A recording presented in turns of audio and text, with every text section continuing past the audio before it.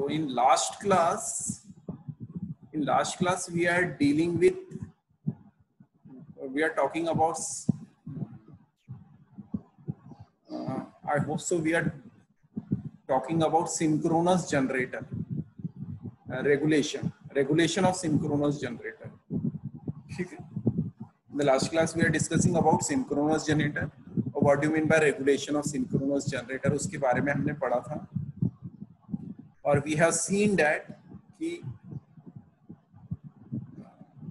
regulation of synchronous generator is found by measuring E0 and V. हमने last class अगर आपके पास notes होंगे तो आप फार्मूला देख सकते हो. E0 minus V by V gives you regulation. तो रेगुलेशन फाइंड करने के there are some methods of finding voltage regulation. So in last class we have also seen how to measure resistance, and how to measure reactance. XS निकालने के लिए हमने एक open circuit test of synchronous generator किया था और short circuit test of synchronous generator किया था. ओपन सर्किट टेस्ट से हमने E1 निकाला था and by short circuit test we have calculated I1. E1 by I1 gives you ZS and फार्मूले से आपको एक्सेस मिला था, ZS मिला था, और ZS एंड RA से आपको एक्सेस मिला था. तो आपको पैरामीटर्स मिल गए थे, हम पैरामीटर से न्यूमेरिकल सॉल्व किए थे, right. The important thing is in synchronous generator you should know how to draw phasor diagram. अगर आपको फेजर डायग्राम ड्रॉ करना आता है तो आप बाय फेजर डायग्राम के जो फार्मूले है उस फार्मूले से आप सिंक्रोनस इंपीडेंस फाइंड कर सकते हैं. You can find synchronous impedance using phasor diagram. ठीक है. तो first method is direct loading method. ठीक है. वोल्टेज रेगुलेशन का फॉर्मूला हमने ऑलरेडी पढ़ चुके हैं. वोल्टेज रेगुलेशन का फॉर्मूला क्या है? E minus V by voice clear है ना, ऑडिबल है ना? ओके. तो today we will elaborate it. एक first method is direct loading method. तो डायरेक्ट लोडिंग मेथड में आपको कुछ करना ही नहीं है. लोड रिमूव करो, E मेजर करो, लोड लगाओ, V मेजर करो. E minus V by V gives you regulation. ठीक है. डायरेक्ट लोडिंग मेथड में आपको कुछ भी नहीं करना है. समझे क्या? डायरेक्ट लोडिंग मेथड में there is no need to do anything. सब पूरा क्लियर है आपके पास. डायरेक्ट लोडिंग मेथड में आपको कुछ करना ही नहीं है. ठीक है. आपको करना सिर्फ इसमें ही है. इसमें वो second method is called as EMF method or synchronous impedance method. Second method is called as EMF method or synchronous impedance method. ये मेथड मैंने पढ़ा दी है, थोड़ा सा बोला नहीं था. तो सेकेंड मेथड में आपको EMF फाइंड करना है, whether it is a lagging power factor or leading power factor or unity power factor. जो हमने EMF के न्यूमेरिकल सॉल्व किए उसी मेथड से आपको सिंक्रोनस इंपीडेंस निकालना पड़ेगा. सिंक्रोनस इंपीडेंस निकालने के बाद EMF निकालना पड़ेगा. EMF निकालने के बाद आपको वोल्टेज रेगुलेशन निकालना पड़ेगा. आई होप सो आपको पास सबके पास वो फार्मूला होगा, कोई इसमें कंफ्यूजन नहीं होगा. आपने ऑलरेडी पढ़ चुके हैं, देख चुके हैं. लास्ट क्लास में हमने देखा था कि सिंक्रोनस इंपीडेंस मेथड से हम कैसे सॉल्व करते हैं. There are two methods. The first method is direct method. Second one is synchronous impedance method. ठीक है. तो क्लियर है ना कि पहला direct loading method, direct V measure करो, E मेजर करो एंड रेगुलेशन निकालो. डायरेक्ट सिंक्रोनस इंपीडेंस मेथड में आपको क्या करना पड़ेगा? पैरामीटर्स फाइंड करने. You have to find the parameters of synchronous machine. ZS, XS, RA, फिर वेक्टर डायग्राम बना के करना पड़ेगा. Synchronous impedance method is very important. फिर हम थर्ड मेथड में जाएंगे. Third method is called as third method क्या बोलते हैं हम? Third method is called as MMF method और एम्पियर टर्न्स मेथड. तो ये हम थोड़ा सा बाद में डिस्कस करेंगे. पहले सिंक्रोनस इंपीडेंस मेथड को हम और एलैबोरेट करते हैं. We can elaborate more. Synchronous impedance method में हमने क्या किया था? सिंक्रोनस इंपीडेंस मेथड में हमने सबसे पहले क्या किया था? RA फाइंड किया था वोल्टमीटर एमीटर मेथड से. Then OCC characteristics in synchronous impedance method, OCC characteristics is required. OCC characteristics आपने प्लॉट किया था, फिर OCC characteristics प्लॉट करने के बाद जैसे आपका OCC characteristics प्लॉट हो गया, after plotting the open circuit characteristics you have find the field current which generates the EMF of E1. फिर then हम तीनों टर्मिनल सिंक्रोनस जनरेटर के शॉर्ट करेंगे और सेम फील्ड करंट पास करेंगे और देखेंगे कि उस फील्ड करंट में कितना शॉर्ट सर्किट करंट। तो then E1 divided by short circuit current gives you ZS, ZS से और RA से एक्सेस निकलेगा, फिर हम वेक्टर डायग्राम बना के हम उसको सॉल्व कर सकते हैं। तो अब आपके लिए यही प्रॉब्लम है कि आपको न्यूमेरिकल सॉल्व करना आना चाहिए। डायरेक्ट लोडिंग मेथड तो हो गया, सिंक्रोनस इंपीडेंस मेथड का एक न्यूमेरिकल सॉल्व करो, फिर हम सेकंड थर्ड मेथड में जा सकते हैं कि आपको E निकालना आना चाहिए। You are able to find the E। ये न्यूमेरिकल सब लोग देखो, is it visible to everybody? ये न्यूमेरिकल सॉल्व करने की कोशिश करो फटाफट। तो you can write determine the voltage regulation of 2000 volt one phase alternator है। तो वन फेस है तो √3 का कोई कंसेप्ट नहीं आएगा, ठीक है। सबसे पहले आप कोई भी जनरेटर का न्यूमेरिकल सॉल्व करते हो तो सिंगल फेस है कि 3 फेस है वो चेक करो। करंट उसका 100 एम्पियर है, यानी फुल लोड करंट I जो है वो आपका 100 एम्पियर है। आपको रेगुलेशन 3 बार निकालना है, unity power factor, 0.8 leading power factor, 0.7 lagging power factor, 0.71 lagging. So you have to find regulation at 3 power factors, 0.8 leading power factor, 0.71 lagging power factor, unity power factor। Test results आपके पास given है, क्या given है test results आपके पास? Full load current of 100 ampere is produced on short circuit of field excitation 2.5 ampere and EMF of 500 volt is produced on open circuit by same excitation. The armature resistance is 0.8। ठीक है, इससे find करने की कोशिश करो। ये numerical लिखो जल्दी से और बताओ मुझे आंसर।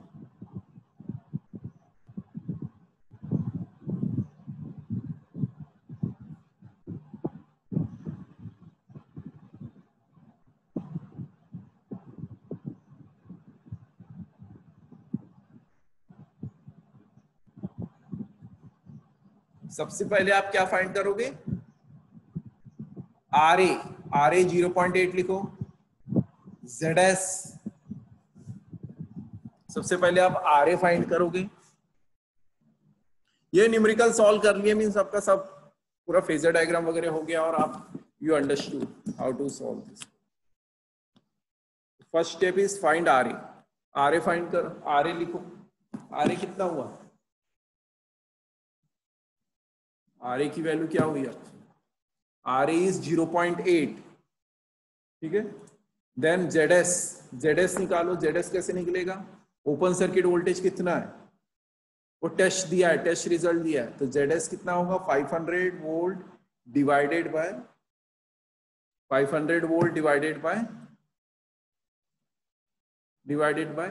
100 एम्पियर।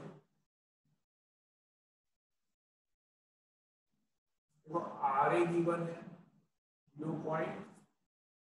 कितना दिया? 8 है। टेस्ट गिवन है, टेस्ट इज गिवन। टेस्ट में क्या गिवन है? टेस्ट में आपका लिखा है कि 100 ampere is produced on short circuit by field excitation of 2.5 ampere and EMF of 500। E1 जो है आपका 500 वोल्ट है, करंट कितना? 100 है। ये डायरेक्टली आपको देगा ZS।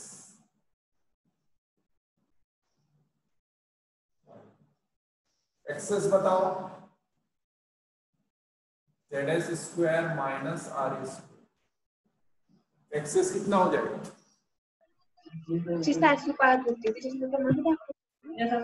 Minus XS square 4.936। ये तो हो ही जाएगा आपका, सबसे निकल जाएगा। अब आपके लिए चैलेंजिंग रहेगा कि जो हमने फेजर डायग्राम ड्रॉ किए थे, आपको कितना याद है phasor diagram draw? Unity power E का फार्मूला आपके पास ऑलरेडी है, E is equal to V plus I R A plus J times I X. आप ये फार्मूले से सॉल्व करो या फेजर डायग्राम से भी सॉल्व कर सकते हो एट यूनिटी पावर।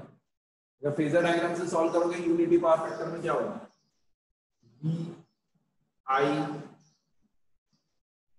सबका फेजर डायग्राम बनना चाहिए, आई आर ए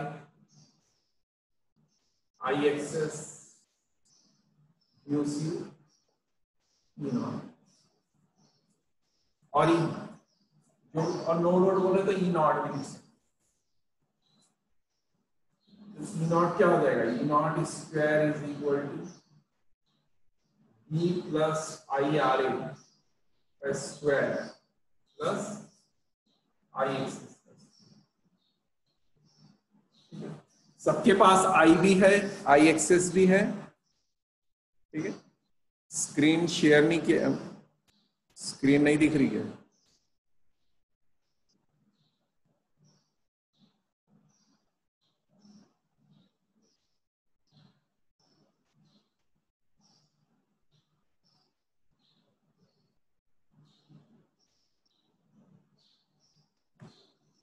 ठीक है, कोई बोल भी नहीं रहा है, ठीक है। Board is visible clearly, board is visible, yes sir. हाँ, थोड़ा सा केयरफुली देखो। तो आर ए हम पहले निकालेंगे, आर ए गिवन है, E1 गिवन है, I1 गिवन है, ई bye ZS synchronous impedance method में 5 ओम निकालना, ठीक है। ये सिंक्रोनस इंपीडेंस मेथड में जेडएस निकाला जाता है, E1 बाय I1 जो भी है, ठीक है। ओपन सर्किट टेस्ट E1 देता है, शॉर्ट सर्किट टेस्ट I देता है। For same field current, for same field current from open circuit test you will get E1, by short circuit test you will get I, E by I equals to ZS, ZS से access निकल गया, access से हम ये आप इस फार्मूले से भी निकाल सकते हो या फेजर डायग्राम से भी E0 निकाल। तो फेजर डायग्राम से बताओ E0 की वैल्यू क्या आई, what is the value of E0। V आपके पास है, V कितना है, अरे भाई V कितना लोगे आप, what will be the value of V, V कितना लोगे, 2000 गिवन है, ठीक है। Determine the voltage regulation of 2000 volt one phase alternator, तो 2000 जो दिया है वो V गिवन है, ठीक है। तो 2000 इज V, तो 2000 वोल्ट निकलेगा, ये हो जाएगा under root of 2000 plus I कितना है 100 इंटू आर ए कितना है 0.8 इसका स्क्वायर प्लस 100 इंटू 0 4.96 936 का स्क्वायर। दिस गिव्स यू ई। तो ई की वैल्यू बताओ कितनी आ रही है, एनीबॉडी, ई की वैल्यू सॉल्व करो, अंडर रूट लो जल्दी से और बताओ। E की value is coming how much? How much the value of E is coming? Unity power factor cos phi is equal to 1. I is in phase with V. E कितना आ रही है,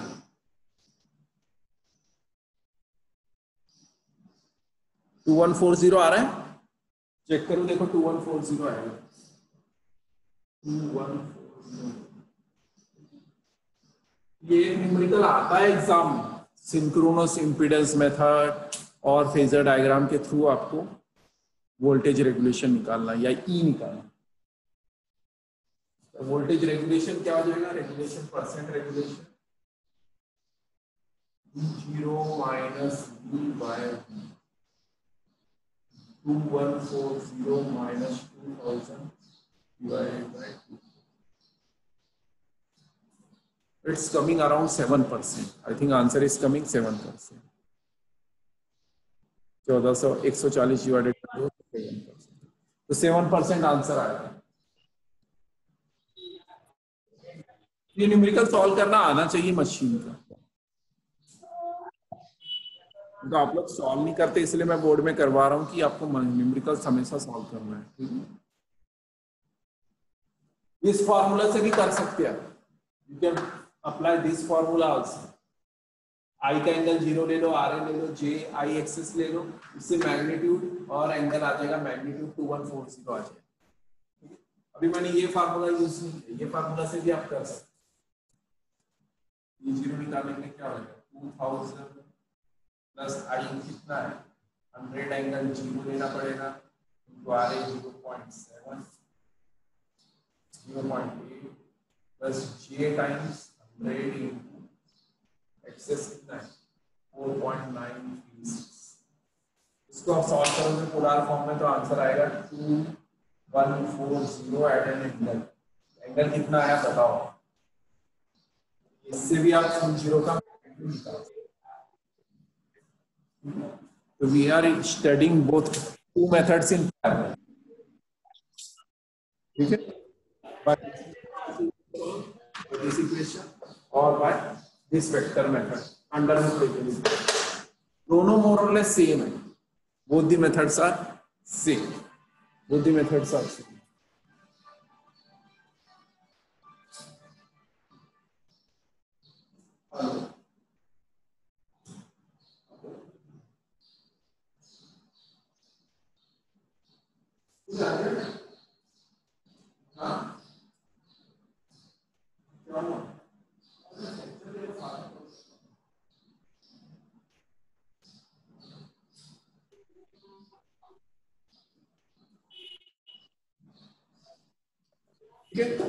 question करो numerical, same numerical share किया था ना आपसे मैंने numerical.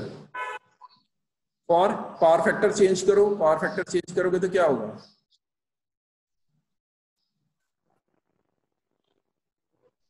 Power factor कितना लेना है आपको, second 0.8 leading, 0.8 leading.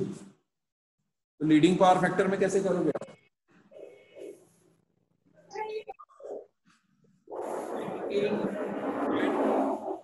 what will be the value of phi numerical for 0.8 leading power factor. तो 0.8 लीडिंग पावर फैक्टर में phi की वैल्यू क्या होगी, phi फाइंड करो और फिर आगे बढ़ो जल्दी जल्दी।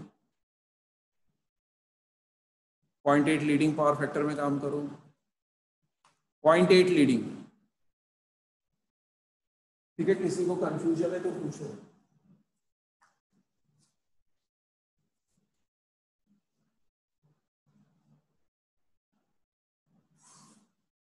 तो दो तरीके, आप वेक्टर डायग्राम बना के भी सॉल्व कर सकते हो और ऐसे भी सॉल्व कर सकते हो। अगर आई लीडिंग पावर फैक्टर लोगे तो फाई की वैल्यू बताओ कितनी आ रही है, cos inverse of 0.8, cos inverse of 0.8 निकालो, कितना आ रहा है एंगल, एंगल कितना आ रहा, जो भी है 56 वगैरह जो भी आएगा वो देख लो, 36। तो आप इसको E0 को डायरेक्ट फार्मूला से भी निकाल सकते हो या वेक्टर डायग्राम बना के भी निकाल सकते हो। डायरेक्ट फार्मूला से नहीं तो आपको क्या लिखना पड़ेगा, 2000 प्लस आई कितना है आपका 100 एंगल लीड कर रहा है 36 डिग्री से पॉजिटिव, 36 पॉइंट जो होगा पॉइंट ले लेना, प्लस जे टाइम्स फिर से 100 लीड कर रहा है कितना 36 डिग्री से, इनटू एक्सेस कितना है, एक्सेस इज 4.9। ये सॉल्व करोगे तो आपको E0 की वैल्यू मिलेगी। You will get the value of E0 in magnitude as well as direction. तो हमको काम हमारे पास सिर्फ मैग्नीट्यूड का है, तो मैग्नीट्यूड कितना आ रहा है, देखो मैग्नीट्यूड कितना आ रहा है, E0 का मैग्नीट्यूड आएगा 1820 कुछ आएगा, with an some angle, angle मैंने लिखा नहीं, ये आ रहा है क्या चेक करो, सीधा कॉम्प्लेक्स मोड में फीड करो आप, 2000 plus 100 angle 36 plus J times 100 angle 36 into 4.936, answer आ जाएगा आपका एक ही बार। एंड पोलर फॉर्म में आंसर ला, and this 1820 is your 1820 is your magnitude of E0। फिर अब 1820 को आपको क्या करना पड़ेगा, रेगुलेशन निकालना पड़ेगा। Percentage regulation is equal to 1820 minus, इसमें फार्मूला आप लिख सकते हो, E0 मैग्नीट्यूड माइनस B का magnitude upon 1820 minus 2000 divided by 2, you will get around 9% minus 9%। तो लीडिंग पावर फैक्टर में रेगुलेशन जो आता है वो क्या आता है, माइनस। लीडिंग पावर फैक्टर में जो रेगुलेशन आता है वो क्या होता है, माइनस होता है। ठीक है, पॉइंटेड अगर आप लीडिंग पावर फैक्टर में रेगुलेशन निकालोगे तो वो that will be a minus. अब 0.71 लैगिंग में निकालो, minus means output voltage becomes greater than induced voltage, और आप बोल सकते हो कि नो लोड वोल्टेज कम हो गया। टर्मिनल वोल्टेज में अगर आप लीडिंग पावर फैक्टर लगाओगे, लीडिंग पावर फैक्टर लगाओगे तो टर्मिनल वोल्टेज बढ़ जाएगा। यानी 2000 वोल्ट का generator of rating 2000 volt is giving to, sorry, generator का induce voltage 1820 and terminal voltage 2000 है। तो कहने का मतलब है 1820 वोल्ट का जनरेटर ने सीधा 2000 वोल्टेज दे दिया, तो आउटपुट बढ़ गया। तो लीडिंग पावर फैक्टर में क्या होता है ना, जनरेटर ईएमएफ इंड्यूस कम है। तो इसलिए ना कभी भी आपको आपके लोड जब बहुत बढ़ जाता है तो we have to feed a leading power और कैपेसिटिव लोड। तो इसलिए सिस्टम में हम कई बार कैपेसिटिव लोड लगाते हैं तो इम्प्रूव द पावर। ये आप फेजर डायग्राम से भी निकाल सकते थे या ये फार्मूला से भी निकाल सकते थे। तो आप फार्मूला से भी मैंने निकाल दिया, फेजर डायग्राम से भी निकाल सकते। ठीक है, थर्ड लिखो, lagging power factor 0.71। Third method is lagging power factor, that is lagging power factor of 0.71। 0.71 कितना एंगल देगा,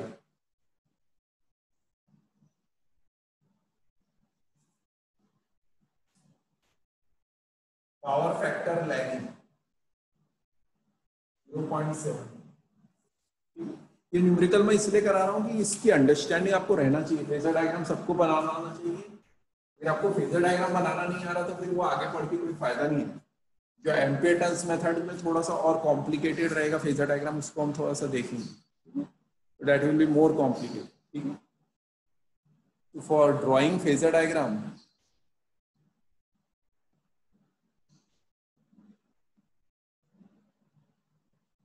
you have to draw phasor diagram. एक बार मैं फिर से अगर phasor diagram lagging power factor का ड्रॉ करके दे रहा हूं तो देखो ये आपका V, ये हो गया आपका phi angle I। Phasor diagram बहुत केयरफुली देखो, this is voltage V,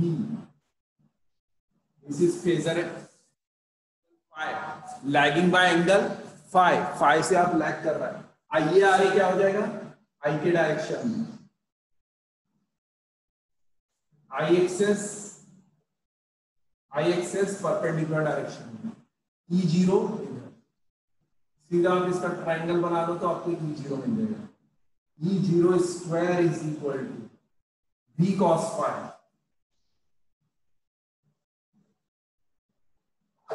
plus IRA, ये स्क्वायर, ये V cos फाई का इतना और फिर ये IRA प्लस V sin phi plus I XS. इसका अंडर रूट ले लोगे तो आपको E0 मिल जाएगा, या आप यहाँ पे माइनस एंगल डाल के इससे भी सॉल्व करोगे तो E0। ठीक है, तो in parallel we are solving by two methods, दोनों मेथड से आप सॉल्व करो। ये वेक्टर मेथड है और ये directly phasor method. You will find what is the value of E0। E0 की वैल्यू क्या है, E0 की वैल्यू 0.71 डाल के देखो तो आपको देखो E0 की वैल्यू आ जाएगी 2432।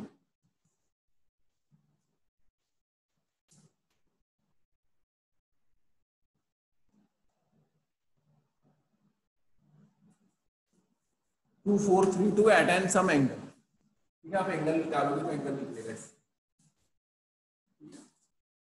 या tan inverse of this upon this लोगे तो भी आपको एंगल मिल जाएगा। Anybody having any confusion? What you are finding कि हमने v कांस्टेंट कर लिया था 2000, तो आपने देखा है कि v जो है, v को कंपेयर करो, v यूनिटी पावर फैक्टर में कितना है, v E0 से कम है, लीडिंग पावर फैक्टर में v E0 से ज्यादा है, लैगिंग पावर फैक्टर में v E0 से कम है, क्योंकि v हमेशा आपका 2000 है, v इज ऑलवेज 2000। तो लीडिंग पावर फैक्टर में क्या हो गया,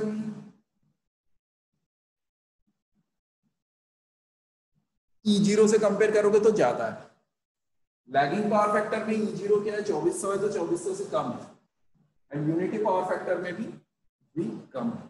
ये बहुत इंपॉर्टेंट रोल प्ले करता है कि लीडिंग पावर फैक्टर में आपका वोल्टेज, टर्मिनल वोल्टेज बढ़ता है। इन लेट नाइट जब आपका लोड बढ़ता है, प्रैक्टिकल एग्जांपल लो, रात के टाइम में सारे लोड कनेक्ट हो जाते हैं, motor, fan, fridge, refrigerator, AC, सब लोड कनेक्ट हो जाते हैं, तो हमारा पावर क्या, लैगिंग पावर फैक्टर बढ़ता है, इसलिए रात को आपका वोल्टेज ड्रॉप होता है। That is why there is always voltage drop in the night and night time voltage is less. फिर लेट नाइट में देखो आपके सब लोड कट हो जाते हैं, लाइट ऑफ हो जाती है, तो ऑटोमेटिकली वोल्टेज राइज हो। तो we will change with the load, terminal voltage है वो लोड के साथ हमेशा चेंज होता है। एंड रेगुलेशन भी आप देखते हो कि लीडिंग पावर फैक्टर में नेगेटिव है, लैगिंग पावर फैक्टर में पॉजिटिव है। तो regulation is continuously changing phenomena, therefore accurate regulation gives you the performance evaluation of synchronous generator. That is why we are studying regulation. हम बार बार क्यों पढ़ रहे हैं, why I am studying regulation of synchronous generator. कि regulation अगर आपके पास है, if you are ready with regulation, अगर रेगुलेशन आपके पास है, regulation of synchronous generator, different power factor, different load, if you know that, then you are able to justify the performance of synchronous generator कि मुझे किस time में कितना voltage देगा। कि वोल्टेज डाउन होगा तो ऑटोमेटिकली पावर कंजप्शन कम हो जाएगा और करंट ज्यादा ड्रॉ करेगा सेम पावर की। तो वोल्टेज को हमें कहीं ना कहीं +-5 वोल्ट में मेंटेन रखना पड़ेगा। 230 वोल्ट मीन्स 230 वोल्ट में ही चलना पड़ेगा, 5-10% वेरिएबल चलेगा, इससे ज्यादा नहीं चलेगा। तो that is why the regulation is always maintain constant, हमें रेगुलेशन को मेंटेन करना है। If anybody having any doubt they can ask. आपको थोड़ा सा सिंक्रोनस मशीन का और ज्यादा प्रिपेयर करो, आपको थोड़ा सा न्यूमेरिकल्स थोड़े से और सॉल्व करो। एक एक्सरसाइज है सिंक्रोनस इम्पीडेंस मेथड के अनसॉल्व जो न्यूमेरिकल्स है बीएल थेरेजा की, वो सब सॉल्व करो। अगर कुछ डाउट आता तो फिर पूछो आप, वो आपको करना पड़ेगा, तभी आपको थोड़ा सा कॉन्फिडेंस आएगा। Means whenever you study machines, तो मशीन्स को हमको पैरेलल में न्यूमेरिकल सॉल्व करने पड़ते हैं। न्यूमेरिकल अगर आप पहले सॉल्व न्यूमेरिकल्स करो, आफ्टर सॉल्व अनसॉल्व करो। अगर किसी को कोई डाउट आया तो आप पूछ सकते हो, फिर अनसॉल्व करो। Tutorial problem number 37.2। अगर 37.2 में ज्यादा न्यूमेरिकल्स नहीं है, अराउंड 6-7 न्यूमेरिकल है, तो उसको 6 न्यूमेरिकल है, तो उसे आप सॉल्व करो, तब आपको कॉन्फिडेंस आएगा। 9 न्यूमेरिकल्स है, ठीक है ना, तो इसे आप कर दो सॉल्व। ट्यूटोरियल प्रॉब्लम 37.2, अगर ये 37.2 आपका अगर सॉल्व हो जाएगा तो then you will get more confidence, ठीक है ना, आपको कॉन्फिडेंस आएगा।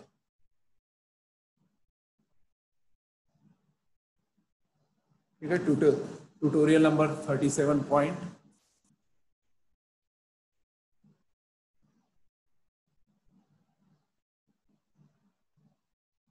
वो इसको आप करो सर, ठीक है।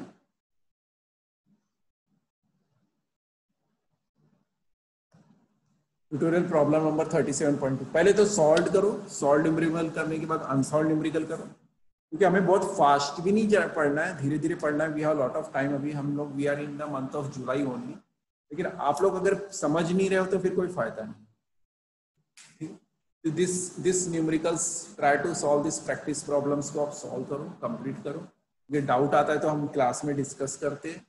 एक एक न्यूमेरिकल को आप आराम से टाइम दो और सॉल्व करो। इसे सॉल्व करने से पहले आप सॉल्व न्यूमेरिकल्स करो देन आंसर, ठीक है? क्योंकि फेजर डायग्राम बनाना क्लियरली आना चाहिए सबको। फेजर डायग्राम बनाना इसलिए क्लियरली आना चाहिए क्योंकि हमने अभी आगे हम सिलेंड्रिकल से सेलिएंट पोल मशीन में जाएंगे, फिर और नए फेजर डायग्राम आएंगे, वो आपको कंफ्यूज ना कर। फिर इसके बाद हम नेक्स्ट क्लास में अभी दो मेथड पढ़ लेंगे, एम्पियर टर्न्स मेथड और MMF method and Potier reactance method. वो दोनों मेथड पढ़ने के लिए आपको सिंक्रोनस इम्पीडेंस मेथड क्लियर होना, ठीक है? Next class will be we are going to study the ampere turns method और एमएमएफ मेथड, ठीक है? इन द मीन टाइम आज आप ये सारे प्रॉब्लम सॉल्व करके बताओ मुझे। 37.2 एक्सरसाइज आंसर है आपके पास? अगर आंसर नहीं आ रहा है इट्स वेरी गुड, कि that is challenging for you, कि आप सीखोगे कैसे आंसर लाना। नहीं आ रहा तो आप आके पूछ भी सकते हो, you can come college also, और या कोई डाउट हो तो आप व्हाट्सएप में भी पूछ सकते हो, फोन में भी पूछ सकते हो, ठीक है? If you have any doubt and queries तो वी कैन डिस्कस। आपको कोई डाउट और क्यूरीज है तो आप बताओ अभी, otherwise we can stop here, we'll take next lecture tomorrow। Friday को लेक्चर होगा मोस्ट प्रोबेबली, सैटरडे, संडे और मंडे। आई थिंक मंडे को राखी है क्या? हेलो, कोई कुछ बोलता ही नहीं है, आज सब सो गए क्या? Nobody is responding. तो मंडे भी